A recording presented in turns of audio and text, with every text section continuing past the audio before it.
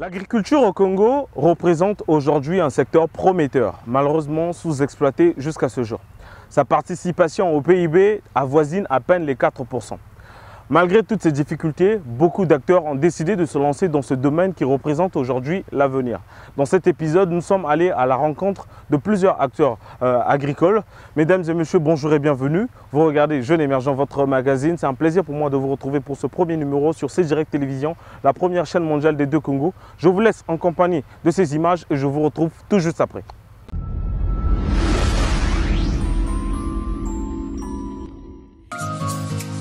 La ville d'Onkayi aujourd'hui devient une réserve agricole pour toutes les villes avoisinantes. Nous avons visité 2 centres agricoles et nous avons rencontré pour vous Bossen Malanda, jeune Congolais agronome de formation venu s'installer dans la zone il y a quelques années. Après une formation passée au Cameroun, Madame Charlotte Nakutala, à son retour, a décidé de s'investir dans l'agriculture. Et pour cela, elle a réuni plusieurs femmes de sa localité.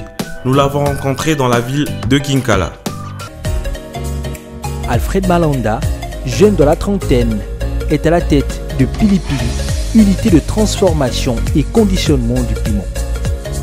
Aujourd'hui, pour sa production, notre équipe lui a rendu visite pour découvrir la chaîne de production en partant de la récolte à la livraison.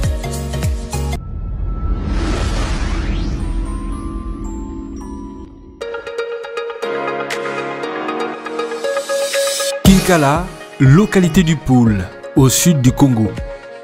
Des terres labourées, prêtes à être exploitées. Une porcherie, une ferme avicole. C'est dans cette partie du pays que Madame Charlotte Nakutala a décidé de lancer ses activités. Née par l'envie de vouloir changer les choses, elle s'est rendue compte du riche potentiel des terres congolaises. Après un séjour au Cameroun, où elle a fait une formation en épargne et crédit, elle a lancé un premier projet qui l'a accompagné le long de sa formation, comme elle nous l'explique.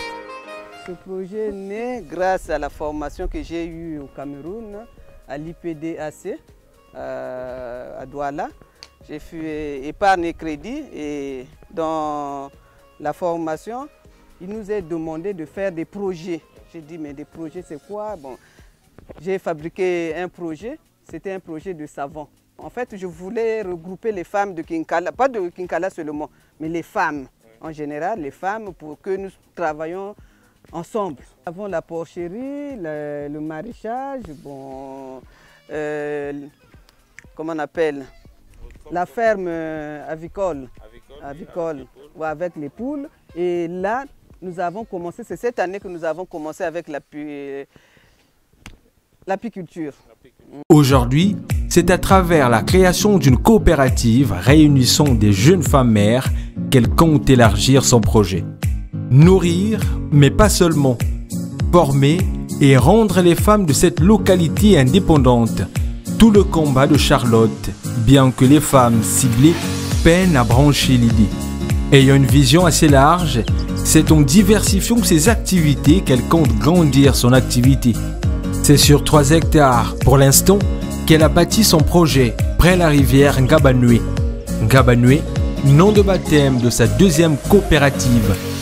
Devenir entrepreneur et réussir, le défi que s'est lancé Charlotte, quand le souhait majeur est de lutter pour l'autonomisation de la femme.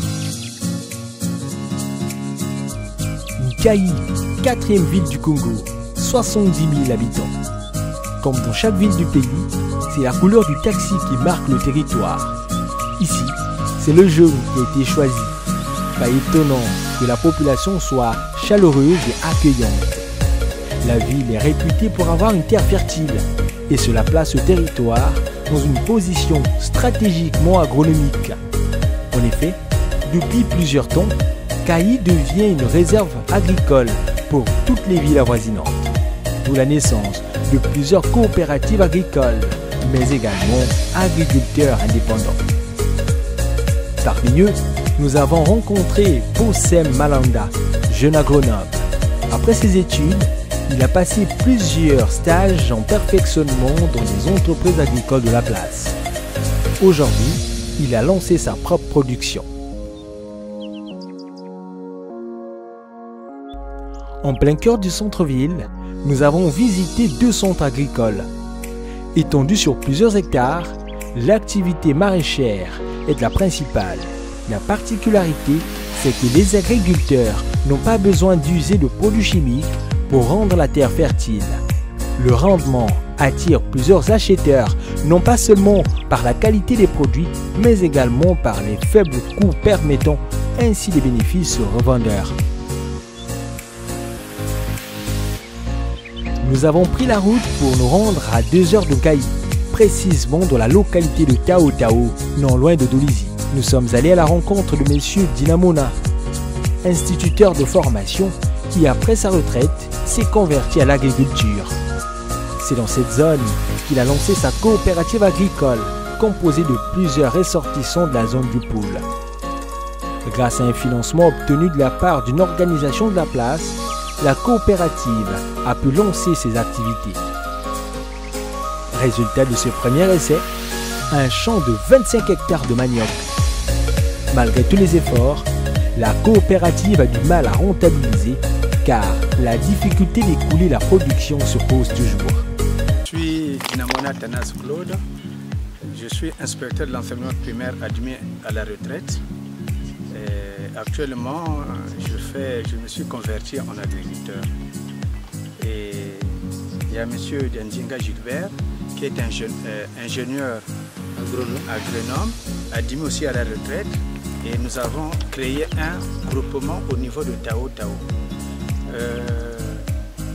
Le groupement est né à partir d'une observation. Pendant que j'étais en activité en tant qu'inspecteur, je suis venu au village Tao Tao, dans le district de Lovaco. J'ai vu les déplacés du Poul qui étaient là, désemparés. Je me suis dit non, vous travaillez fondant un groupement. Et c'est ce que nous avions fait. Donc j'ai appelé quelqu'un qui est aussi retraité agronome. Il m'a appuyé dans ce sens-là et voilà le groupement qui est né, appelé Betou Bandadiak, c'est-à-dire la Renaissance. Et donc dans ce groupement, il y a 4 femmes et 4 hommes. Et de là, nous avons fait d'abord des hectares libres avec eux, 7 hectares. Et après, nous avons essayé de faire chercher qui pouvait nous appuyer dans le travail. Journée ensoleillée, nous nous sommes ensuite rendus à Dolisie, au sein du centre de ressources professionnelles coordonné par Agri-Congo, créé en 1993. Elle s'étend sur 30 hectares, dont 8 sont à peine exploités. Le centre reçoit plusieurs agriculteurs regroupés en coopératives et les différentes activités sont le maraîchage, l'élevage, pépinière d'arboriculture fruitière. Malgré l'existence de tous ces mécanismes, les différentes coopératives sont toujours confrontées à d'énormes difficultés. Objectif ya betwaku betke sala maraîchage. L'air betke sala yaou betke alimenter ke Dolisie, Kabinda, Pointe-Noire, Sibiti aussi. Donc, l'objectif est de nourrir la population. Par contre, il y a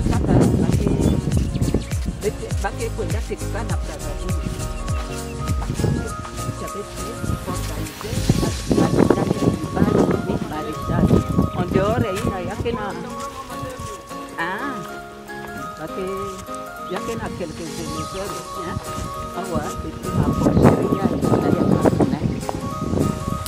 donc, si tu avais organisé la moutine, il y a été produire la culture presque il y a maraîchage. Nous avons finalement pris la route pour Pointe-Noire, où nous avons visité le centre d'Agri-Congo. Installé dans la localité de Ngoyo, le travail est mieux organisé. Plusieurs différents types de cultures sont récoltés à chaque production.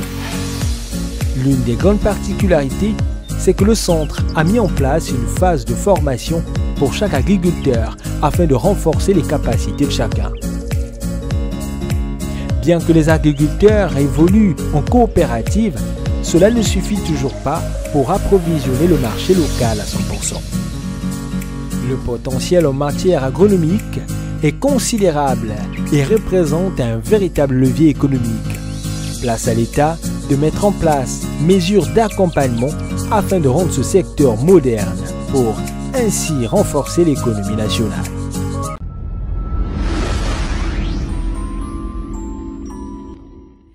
En banlieue de Pointe-Noire, un jeune entrepreneur visite sa pépinière pour une récolte. Alfred Malanda, jeune de la trentaine, est à la tête de Pili Pili, unité de transformation et conditionnement du piment. Aujourd'hui, pour sa production, notre équipe lui a rendu visite pour découvrir la chaîne de production en partant de la récolte à la livraison. Depuis un certain temps, le produit d'Alfred est vraiment apprécié dans la ville et la demande ne cesse d'augmenter vu le tarif abordable de vente. Pour la bonne préparation de sa purée, Alfred et son équipe s'assurent de la bonne qualité du piment. À présent, bienvenue dans la chaîne des autres étapes pour un résultat, je garde le suspense. Le lavage, le séchage, l'épinage, le broyage. Parmi les étapes les plus importantes arrivent la pasteurisation et le conditionnement. Destinée à la consommation, l'équipe de Pili Pili est très stricte sur les règles d'hygiène, bien que cela soit fait de manière semi-artisanale. Il est 14 h, fin de la production. Alfred a un rendez-vous important depuis la veille qu'il doit honorer. Pas loin de ses installations, il doit livrer un de ses clients. Sentiment de joie, mais également de réconfort, car malgré tous ces mécanismes mis en place, la structure d'Alfred rencontre encore des difficultés.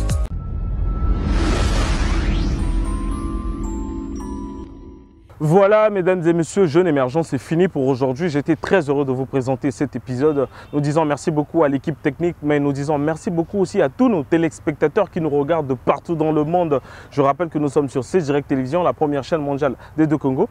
Moi, je vous donne rendez-vous pour le mois prochain pour un nouveau numéro. D'ici là, prenez soin de vous. Je suis, tu es, nous sommes Jeunes Émergents. Merci et à très bientôt.